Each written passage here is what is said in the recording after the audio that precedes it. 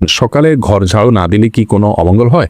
সকালবেলা নাকি পুরুষরা ঘুম থেকে ওঠার আগেই ঘর ঝাড়ু দিতে হয়। মহিলাদের সিজদা দেওয়ার নিয়মটা বলুন, আর সিজদা দেওয়ার সময় পেট উরুর সাথে লেগে থাকলে কি নামাজ হবে কিনা? ওযু করার পর প্রাইভেট অর্গানে হাত স্পর্শ করলে কি ওযু ভেঙে যাবে? অনেক সময় হাজবেন্ডকে রাগ করে গজব দিয়ে ফেলি, পরে আফসোস লাগে, এতে কি গজব হাজবেন্ডের উপরে পড়বে? তাহাজ্জুদ নামাজ কি ঘর অন্ধকার করে পড়তে হবে? এর কোনো ভিত্তি আছে কি? বাজারে যে বিভিন্ন নামি দামি ব্র্যান্ডের বডি লোশন এবং ক্রিম পাওয়া যায়, সেগুলো কি ওযু গোসল করার পর ব্যবহার করে নামাজ আদায় করা যাবে? আমি একজন দর্জি, মহিলাদের পোশাক তৈরি করি। আমি যদি কোনো মহিলাকে তার ইচ্ছা মতো ডিজাইন জামা বানিয়ে দেই আর সে যদি সেটা পরে বেগানা পুরুষের সামনে যায়, এদিকে আমার পাপ হবে? যেসব নারীর সন্তান প্রসবের 40 দিনের পরেও রক্ত প্রবাহ বন্ধ না হয়, তারা কিভাবে বাদবন্দি করবেন?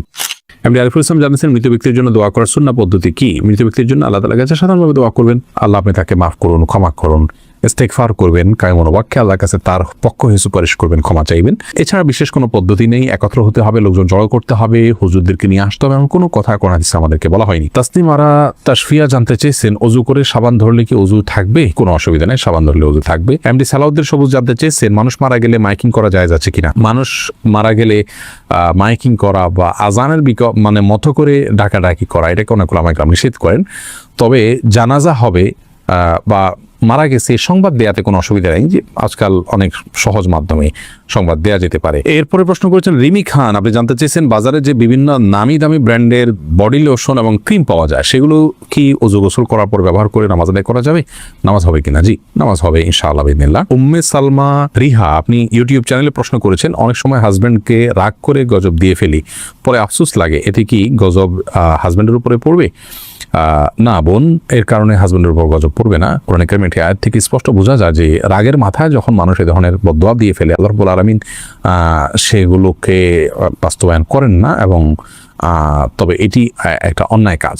মুমিন কখনো মানে কথায় কথায় অভিসম্পাতকারী হতে পারে না। নবী করিম সাল্লাল্লাহু আলাইহি ওয়াসাল্লাম বলেছেন, ঈমানদার কখনো লাআন হয় না, লানত করবে, অভিসম্পাত করবে, বদদোয়া করবে কথায় কথা, এটি ইমানদারের চরিত্র নয়। অতএব সবর এবং ধৈর্যের পরাকাষ্ঠা প্রদর্শন করতে হবে ভালো ইমানদার হওয়ার জন্য। যদি কেউ আল্লাহর ওয়াস্তে কিছু চায়, তাহলে কি দিতেই হবে?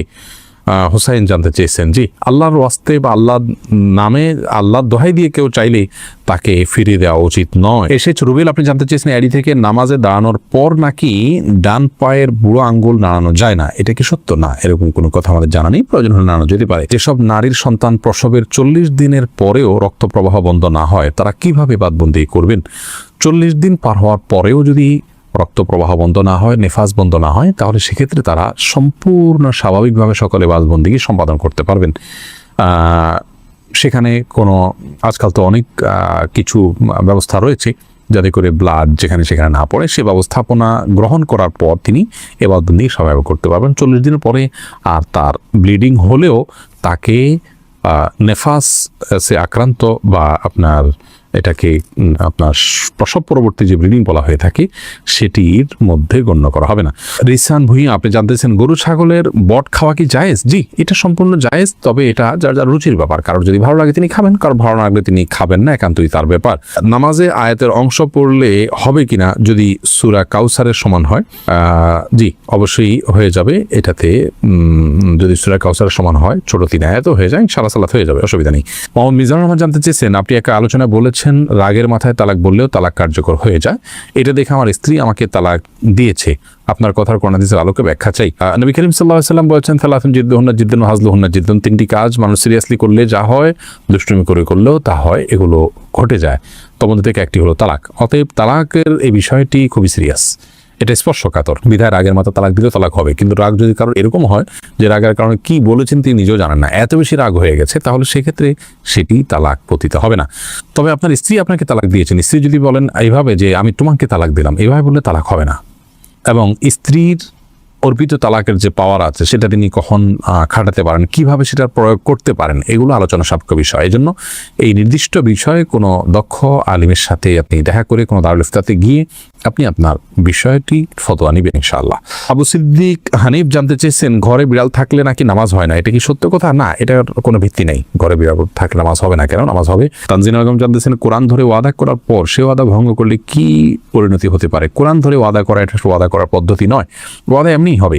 আল্লাহর নামে শপথ করতে চাইলে মুখে বলবেন আল্লাহর নামে আমি শপথ করছি, এটা হলো শপথের সঠিক পদ্ধতি। আব্দুর রহমান জানতে চেয়েছেন, আমি একজন দর্জি, মহিলাদের পোশাক তৈরি করি। আমি যদি কোনো মহিলাকে তার ইচ্ছা মতো ডিজাইন জামা বানিয়ে দিই আর সে যদি সেটা পরে বেগানা পুরুষের সামনে যায়, দিকে আমার পাপ হবে? যদি এমন হয় যে পোশাকটা বানানোই হচ্ছে পাপের কাজের জন্য, আপনি জানেন, তাহলে সেক্ষেত্রে তাকে সহায়তা হবে তার সেটা তৈরি করে দিলে। সেই জন্য এটি তৈরি করার ক্ষেত্রে আপনি ডিনাই করা উচিত, এতটুকু এখতিয়ার অধিকার আপনার থাকা উচিত, এবং ইমানি গায়রত যেটাকে আবার ইমানি আত্মসম্মান বোধ সেটা আপনার থাকা উচিত। আর যদি এই লেভেলের সমস্যা না হয়, বরং এটা তিনি বাসায় পড়তে পারেন, তার স্বামীর সামনে পড়তে পারেন, বাহিরে পড়তে পারেন, কি করবেন আপনি জানেন না, তাহলে আপনি খুঁচিয়ে তাকে জিজ্ঞেস করার কোনো প্রয়োজন নেই, এবং এর কারণে আপনার গুনাহ হবে না। তিনি যদি এটাকে অন্যায় কাজে ব্যবহার করেন, ইনশাআল্লাহ আপনার গুনাহ হবে না। সামিয়া ফেরদৌস জানতে চেয়েছেন, তাহাজ্জুদ নামাজ কি ঘর অন্ধকার করে পড়তে হবে? এর কোনো ভিত্তি আছে কি? তাহাজ্জুদের নামাজ এটা আমরা ঘর অন্ধকার করে লাইট বন্ধ করে পড়তে হবে, এর কোনো ভিত্তি নেই। বরং সেটা আপনার যেভাবে হিসেবে আদায় করতে পারেন। আপনার মনোযোগের জন্য আপনি যে আলো আধার করে নিতে পারেন, ডিম আলো করে নিতে চান, তো সেটি করতে পারেন, কোনো অসুবিধা নেই। তবে অন্ধকারই পড়তে হবে এমন কোনো বাধ্যবাধকতা বা নিয়ম নেই। তৌফিকুল ইসলাম জানতে চেয়েছেন, বাথটাবে গোসল করতে প্রয়োজন থেকে অতিরিক্ত পানি খরচ হয়, এটা গোসল করলে কি পানি অপচয়ের গুনাহ হবে? অপচয়ের বিষয়টি আসলে ভ্যারি করে ব্যক্তি বা কোনো সমাজের লাইফস্টাইলের উপরে। আমরা আজকাল গোসলে যে পানিটা ব্যবহার করি, এমনিতে আপনার টেপে যে গোসল করি অথবা শাওয়ারে যে গোসল করি, সেটাও কিন্তু নবী রাসূল সাল্লাল্লাহু আলাইহি ওয়াসাল্লাম বা সাহাবায়ে কেরাম যে গোসলে পানি ব্যবহার করতেন তার তুলনায় বহুগুণ বেশি। সেদিক থেকে তাকালে এটাকে অপচয় বলতে হয়। মূলত যেহেতু আমাদের এখন লাইফস্টাইলটা এই রকম যে আমরা আপনার এইভাবে গোসল করি বা এই সিস্টেম আমাদের সমাজে রয়েছে, তো এর মধ্যে থেকে যতটুকু সম্ভব আমাদেরকে অপব্যয় বা অপচয় করা থেকে বেঁচে থাকার চেষ্টা করতে হবে। ধরুন আপনি বাথটাবে গোসলের জন্য যতটুকু পানি লাগে ততটুকু পানি ব্যবহার করলেন, এরপরেও প্রয়োজনে অপ্রয়োজন আপনি টিপ ছেড়ে দিয়ে রাখলেন, সেটা অপচয় হবে। কিন্তু যতটুকু আপনার প্রয়োজন হবে ততটুকু ব্যবহার করলে ইনশাআল্লাহ না অপচয়ের গুনাহ হবে না। আর দীপু জানতে চেয়েছেন, ওযু করার পর প্রাইভেট অর্গানে হাত স্পর্শ করলে কি ওযু ভেঙে যাবে? ইমাম আবু হানিফা রাহিমাহুল্লাহর মত অনুযায়ী ওযু ভাঙবে না, এবং এর সপক্ষে অনেকগুলো দলিল এবং যুক্তি আছে, বিভিন্ন স্পষ্ট হাদিস রয়েছে। যদিও অনেক ইমামদের মতে যদি কোনো আড়াল ছাড়া স্পর্শ মানে সরাসরি স্পর্শ করেন তাহলে সেক্ষেত্রে ওযু ভঙ্গ হবে। সোনিয়া আক্তার জানতে চেয়েছেন, মহিলাদের সিজদা দেওয়ার নিয়মটা বলুন, আর সিজদা দেওয়ার সময় পেট উরুর সাথে লেগে থাকলে কি নামাজ হবে কিনা? জি, নামাজ হবে। নামাজ হবে না, নারী পুরুষের সালাত নিয়ে যে মত পার্থক্য আছে এটাকে আমরা অনেক বড় করে দেখি। বিষয়টা এরকম বড় কিছু না। আপনার এখানে যারাই ইখতিলাফ করে থাকেন, জাস্ট এখানে পদ্ধতির উত্তম অনুত্তমার বিষয়টা, নামাজ হওয়া না হওয়ার কোনো ইখতিলাফ এখানে নেই। লাবণ্য আপনি জানতে চেয়েছেন, সকালে ঘর ঝাড়ু না দিলে কি কোনো অমঙ্গল হয়?